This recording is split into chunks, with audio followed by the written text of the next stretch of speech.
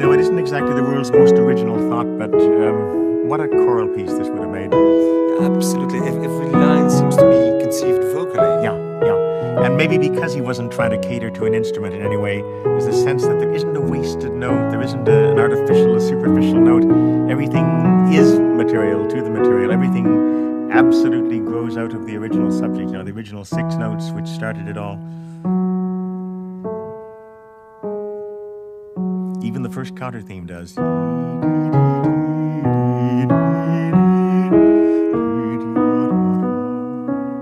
Because that counter theme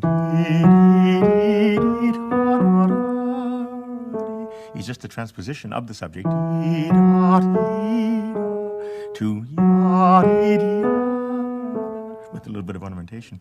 And then after he gets through the exposition, what I just played, the exposition where every voice has its say once, he starts into the first of those wonderfully compact, convoluted, in the best sense of the word, stretto overlaps.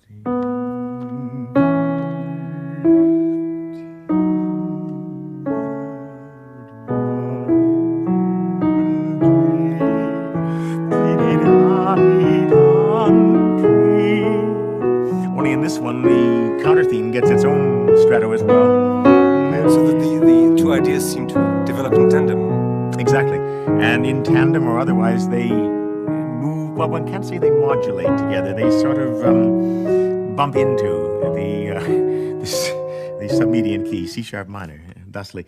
And when he gets there, he does something rather cute. He takes the original subject and the original answer, starting on the notes, which they did start on, E and B, respectively, and transforms them, reharmonizes them, finds a way of giving them a sort of tonal visa to pass through C sharp minor.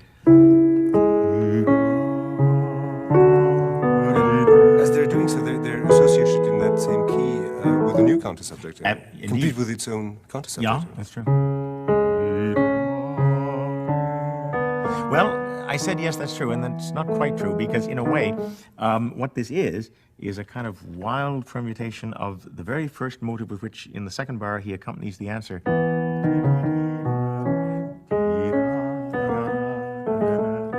So far-fetched as it may seem, even that doesn't go to waste entirely.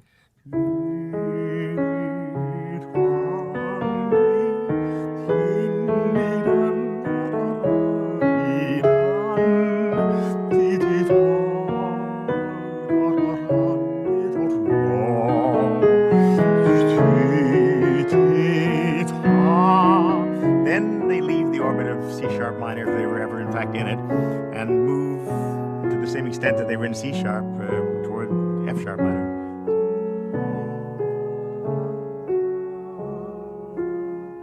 In which key he does something very nice. He takes the theme, deprives it of the one expressive interval it has, the minor third, and fills it in as one would sing it in a scale.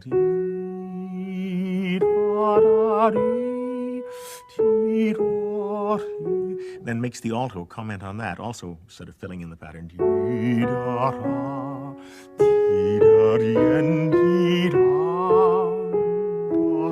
Except that in the alto, he starts to play around with the modes and goes up one way, and comes back down another. Then he adds a new counter theme in the bass, also based on the original idea of D, and also expanding it to the interval of a fifth. And then puts that into a canon in the tenor, just in case anybody's missed the point.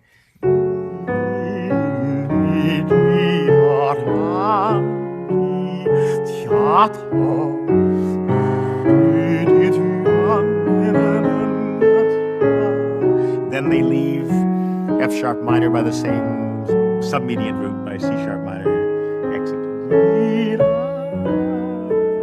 Then you get another one of those glorious stretto occasions, as in the second sentence of the piece.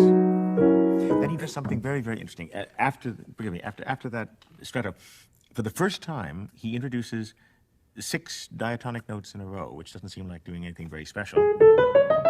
But up till then, every motive that he's used has either been delineated by a fourth, as in, or on a fifth, as in the case of the counter subjects, he suddenly adds 6 notes successively.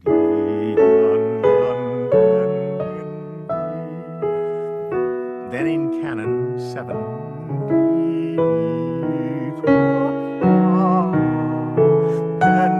as though to sort of celebrate the ending, which seems to be close by. Except it isn't that close. He's going to back off once more, and he backs into the submedian key, which he hasn't visited before, G sharp minor.